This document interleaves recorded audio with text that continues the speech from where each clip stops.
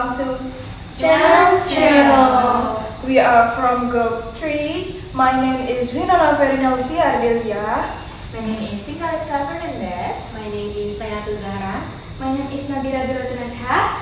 We are from Universitas Negeri Malang, International Undergraduate Accounting Program. And today we are going to interview with KPRI Ekokapti. And let's go! Selamat siang Ibu, sebelumnya dengan Ibu siapa? Mungkin boleh tahu jabatannya apa sih? Di sini admin.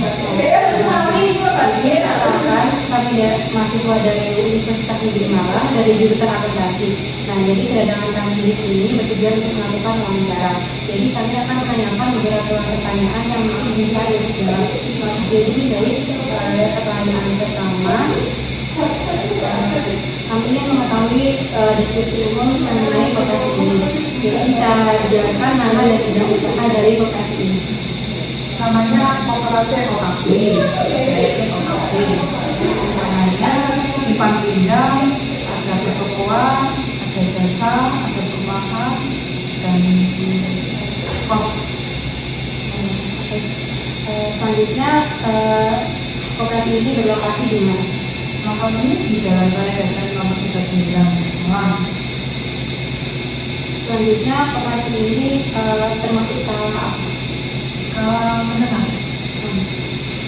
Kemudian yang terakhir, berapa jumlah anggota serta karyawan dari koperasi ini? Jumlahnya karyawannya 8, terus anggotanya 850-an. Kemudian untuk yang kedua, kami ingin mengetahui tentang sejarah dan struktur organisasi dari KPRI Ekokapti. Yang pertama yaitu KPRI Ekokapti ini berdiri sejak tahun berapa? Berdirinya tanggal 12 September 1969. Kemudian siapa saja para pendiri dari koperasi ini? Pendirinya Bapak Mas Alim. Tapi sudah meninggal. Kemudian apakah ada perubahan hukum dari koperasi ini sejak awal berdiri? Ya. Apakah ada? Oh, nggak ada. Kemudian bagaimana struktur dari organisasi serta peran dan atau tanggung jawabnya? Struktur organisasinya ada ketua, wakil ketua, bendahara 1, bendahara 2, terus sekretaris 1, sekretaris 2, sama pleno. Ada pengawas itu beda. Ketua, anggotanya beda. Terima kasih. Untuk selanjutnya di sini kita ingin menanyakan tentang bisnis dan kegiatan. Apa saja jenis kegiatan utama dari KPRI Ekokapti? Misalnya kayak simpan pinjam, toko koperasi atau jasa yang lain. Ya, betul. Ada simpan pinjam. Itu artinya memberi pinjaman kepada anggotanya. Terus ada pertokoan di bawah itu yang membeli bebas, untuk orang luar boleh. Kemudian untuk anggotanya diberi wajib belanja setiap bulan 100.000 harus belanja. Untuk prosesnya itu bagaimana Ibu? Simpan pinjam bisa dilakukan? Kalau simpan pinjam pengajuan dulu melalui aplikasi lokasi, ada aplikasinya. Kemudian setelah diajukan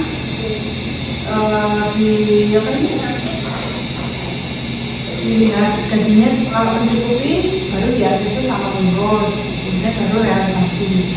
Kalau yang toko langsung datang ke tokonya. Kalau boleh tahu siapa mitra kerja yang ada di koperasi ini? Mitra kerjanya yang untuk simpan pinjam atau untuk simpan pinjamnya sendiri? simpan pinjam? Nggak ada ya, mitra kerjanya ya ini anggotanya. Kalau untuk tokonya mitra kerjanya pemasok, ada supplier dari luar. Kalau boleh tahu dari mana sumber permodalan koperasi berasal? Jadi modalnya dari simpanannya anggota, ada simpanan wajib, ada simpanan pokok. Kalau dari pihak ketiga enggak ada, murni dari anggotanya. Untuk alur pendapatan koperasi sendiri itu bagaimana Ibu? pendapatan.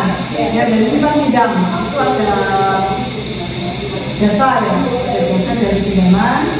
Kalau di toko ada keuntungan dari penjualan, kemudian ada kos, ada penjualan perumahan, ada jasa pinjaman rental mobil. Selanjutnya di sini kami akan bertanya terkait aspek hukum pendirian koperasi. Apakah terdapat dokumen legal yang dimiliki oleh koperasi? Ada akta pendirian ada, kemudian NIB ada, terus kalau yang lain itu NPWP ada, kita sudah wajib pajak, sudah PKP, bilangnya wajib pajak itu PKP sudah. Untuk selanjutnya, bagaimana proses administrasi legal dilakukan setiap tahun? Artinya Kayak seperti rapat anggota ada. keuangan. Itu kalau relatif setiap tahun ada. Kita tiap tahun ada rapat anggota tahunan. Nah, kemudian Bu, kami mau nanya mengenai kepemilikan dan tanggung jawab hukum. Yang pertama-tama itu siapa pemilik koperasi? Pemiliknya ya anggota pegawai negeri Kemenak Kabupaten Malang dan Kota Batu, Kementerian Agama ya. Kemudian, bagaimana tanggung jawab antara pengurus, pengawas, dan anggotanya? Pertanggung jawabannya pengurus itu melaksanakan program kerja, pengawas mengawasi kinerjanya pengurus, dan anggotanya itu mempunyai hak tertinggi untuk mengambil keputusan dalam rapat tahunan. Kemudian kami juga ingin mengetahui bagaimana koperasi mengatur kerjasama dalam hubungan hukum. Pertama, bagaimana mekanisme kerjasama dengan pemasok untuk toko koperasi? Suppliernya datang ke sini, kita order, kemudian kirim, ya itu pegang termasuk toko ya, ya seperti itu. Kemudian bagaimana perjanjian atau aturan terkait layanan simpan pinjam anggota? Simpan pinjam itu ada surat perjanjiannya, perjanjian kredit itu ada. Jadi di lembar pertama pengajuan, di lembar keduanya ada perjanjian kreditnya, ada tanda tangan di atas materai. Setiap bulan dipotong melalui gajinya. Yang terakhir itu bagaimana kerjasama dengan karyawan atau pengurus dilakukan? Bagus, hubungannya bagus. Setiap bulan, 3 bulan sekali itu ada rapat. Kalau untuk pengurus setiap bulan ada rapat. Kalau sama dengan karyawannya itu ada bulan sekali biasanya. Ada rapat karyawan dan pengurus. Selanjutnya kami bertanya mengenai tantangan kita. Kan dalam perjalanan koperasi pasti ada tantangan yang ditempuh.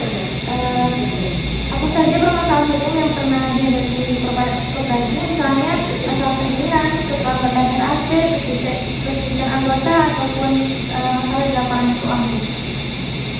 Kalau untuk itu Perizinan kayaknya mungkin hanya untuk diperbarui ya. Tiap tahun karena sudah habis, masalahnya itu harus diperbarui gitu. Kalau untuk sama anggota, misalnya ada kredit macet itu biasanya ada asuransinya gitu dari kreditnya. Terus apa lagi kan?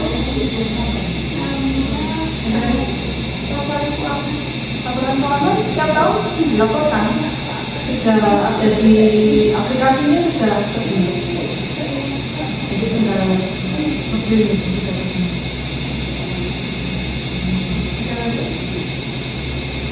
Terus bagaimana upaya penyelesaian masalah itu berikutnya? Kadang-kadang sepertinya di anggota pinjaman biasanya mutasi gitu ya. Ini ada pinjaman yang belum terselesaikan. Itu biasanya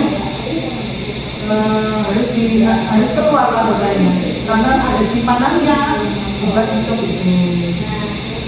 Misalnya ada kredit, ada yang meninggal, itu biasanya tercover asuransi pinjaman. Kalau yang lain kayaknya nggak ada deh. Penyelesaian dari masalah perizinan sih. Untuk izinnya biasanya difasilitasi sama dinas koperasi Kabupaten Malang.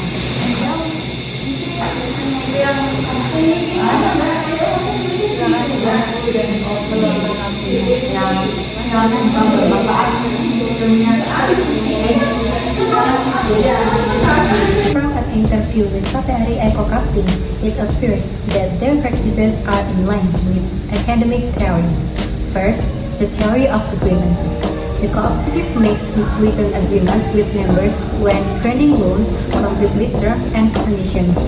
In addition, the cooperative also makes agreement with suppliers for the procurement of goods, which regulate prices, quality, and delivery times. This term states the application of the principle of valid and binding agreements. Second, the theory of cooperative business entities. KPRI Ekokapti implements cooperative principles such as voluntary membership, decision making through annual member meetings, distribution SHU or surplus according to contribution, and transparent management. Overall, the cooperative's activities in the field are in line with the theory and principles studied in class. So, thank you so much to KPRI Ekokapti for agreeing as our guest speaker. And from this interview, we can understand how legal and business ethics aspects are applied in cooperative in practice. And we hope this video is useful. See you in the next video. Ta-da!